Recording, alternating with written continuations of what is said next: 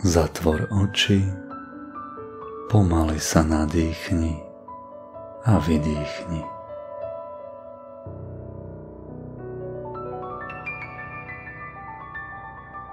Počuješ?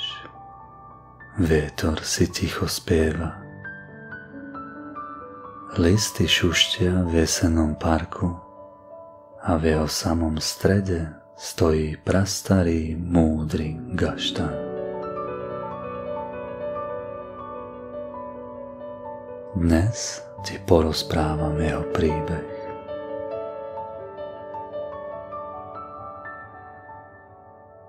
Kedysi dávno v nádhernom parku obkolesenom majestátnymi horami sa pod prastarým gaštanom stretol vládca leta s paňou jesene, aby si odovzdali žezlo ročných období.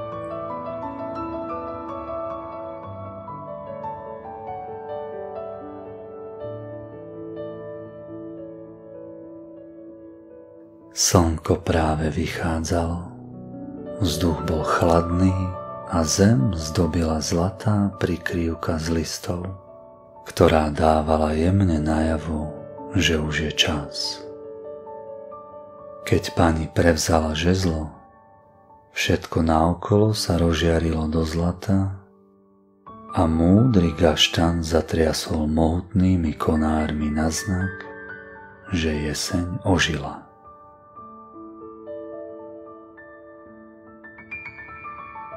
Ako deň plynul, v parku sa začali schádzať deti, ktoré bezstarostne šantili a vôbec netušili, že to ráno sa tu odohralo posvätné kúzlo matky prírody, ktoré sa na tomto mieste opakuje už od počiatku vekov. Deti behali po parku, púšťali šarkanov, a ich smiech sa niesol ako hravá melódia. Niektoré hádzali palice do konárov múdreho gaštanu, aby zhodili lesklé hnedé plody, ktoré boli v tej chvíli vzácnejšie ako diamanty. Mysleli si, že tie najkrajšie rastú vysoko, tam, kde sa ich dotýka slnko. No pravda bola iná. Tie najkrajšie ležali na zemi v tichu. Strom ich pustil s láskou, lebo už boli pripravené. Už nastal ich čas. Múdry gaštan trpezlivo a v tichosti znášal bolesť polámaných konárov. Nebol v ňom hnev, len viera, pevná ako jeho hrubý kmeň, že aj oni raz pochopia. Chlapec menom Samuel, ktorý stál obďaleč, palicu nehádzal. Nechcel zraniť strom ani lámať jeho konáre, no aj on túžil po tých najväčších a najkrajších gaštanoch. Ako tam tak stál, v srdci sa mu rozlial hrejivý pokoj a tiché volanie, aby položil dlaň na zem.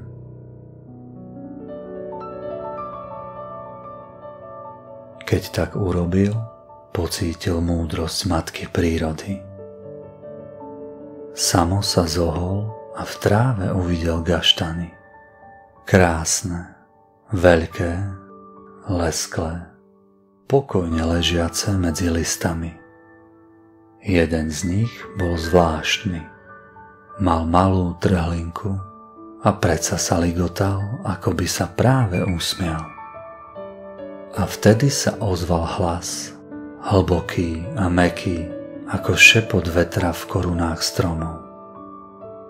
Vidíš, Samuel, netreba dobíjať, netreba ničiť.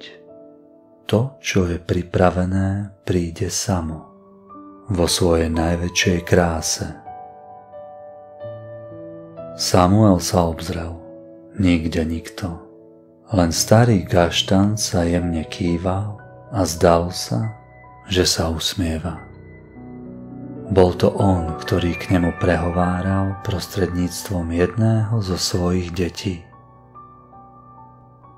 Keď už chlapci a dievčatá obili, čo sa dalo, a vyššie už nedohodili, začali na strom liezť s myšlienkou, že tam hore budú gaštany určite ešte krajšie. Vidina tých najkrajších gaštanov ich úplne oslepila. Zabudli na opatrnosť a začali liezť na strom hlava nehlava. Každý chcel byť prvý, každý túžil získať ten najväčší gaštan. Múdry strom dával do svojich konárov všetku silu, aby deti udržal. Najpriebojnejší chlapec menom Jonáš, ktorý sa dostal najvyššie, mal už tašku plnú gaštanov a začal zliezať dolu. Jeho úlovok však mal poriadnu váhu a zliezanie mu vôbec nešlo. Jonáš sa gaštanov nechcel vzdať a skúšal to ďalej. Napokon sa taška zachytila o jeden z konárov. Keď sa ju snažil uvoľniť, pošmykol sa a spadol.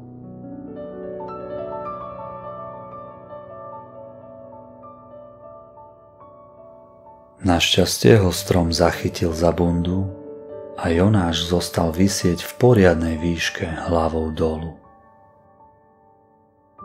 Keď to ostatné deti zbadali, smiech sa vytratil a v parku zavládlo také ticho, že bolo počuť padajúce listy.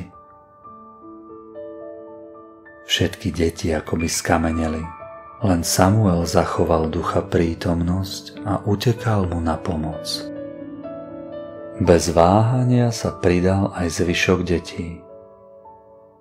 Niektoré Jonáša upokojovali, iné sa snažili nájsť spôsob, ako ho dostať dolu. Na jednom zo stromov visela hojdačka na pevnom lane. Jeden z chalanov vytiahol vreckový nožík a lano odrezal. Dvaja ďalší chodili na lezecký krúžok. Vedeli liesť a poznali aj úzly. Podujali sa k Jonášovi vyšplhať a obviazať mu lano okolo pása. Keď sa im to podarilo, prehodili lano cez hrubý konár. Ostatné deti ho chytili dole a pomaly začali Jonáša spúšťať. Keď sa konečne dotkol zeme, všetci si vydýchli. Niektoré deti radostne pokrikovali, iné ho objali. A múdry gaštan len sa ticho zatriasol, ako by si s úľavou vydýchol spolu s nimi. Samuel sa pozrel na svojich kamarátov a po chvíli ticha povedal: Viete, múdry gaštan ku mne predtým prehovoril, že netreba dobíjať, netreba ničiť, že to, čo je pripravené, príde samo vo svojej najväčšej kráse. Deti ho chvíľu mlčky počúvali, no nikto mu neveril, okrem Jonáša. Ten totiž tiež začul zvláštny hlas, ktorý mu vtedy, keď visel na strome, šepkal: Neboj sa, všetko bude dobré, držím ťa. Myslel si, že sa mu to len zdalo, no teraz pochopil, že to bol gaštan. Verte mu, povedal Jonáš, aj ku mne prehováral. Zrazu medzi nimi zadul vietor. Zo zeme sa zdvihol vír plný lístia, ktorý spôsobil, že sa všetky deti rozostúpili a stáli v kruhu ako na povel. V tom okamihu každé jedno z nich začulo tiché volanie, aby položilo dlaň na zem.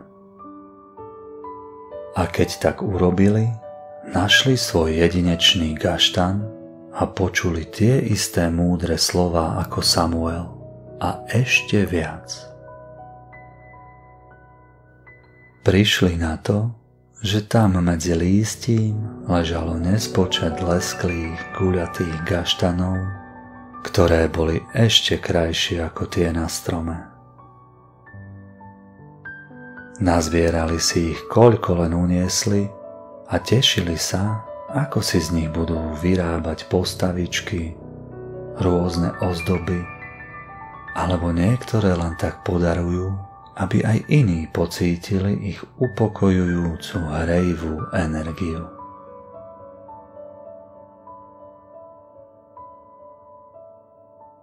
Slnko pomaly zapadalo a spečatilo deň, na ktorý deti nikdy nezabudnú. A vieš, čo všetko im múdry gaštan pošepkal? Často nevidíme to najkrajšie, čo máme rovno pod nosom. Lebo si myslíme, že to, čo nemáme, je určite lepšie. Snažíme sa to získať za každú cenu silou, hlava nehlava. Častokrát pritom ničíme, ubližujeme a pritom stačí len plynúť na vlne života a počkať na ten správny čas. Vtedy to k nám príde prirodzene, bez bolesti, jemne. Keď si pomáhame a držíme spolu, sme silnejší a zvládneme oveľa viac ako o samote. A keď počúvame srdcom, môžeme počuť aj strom hovoriť.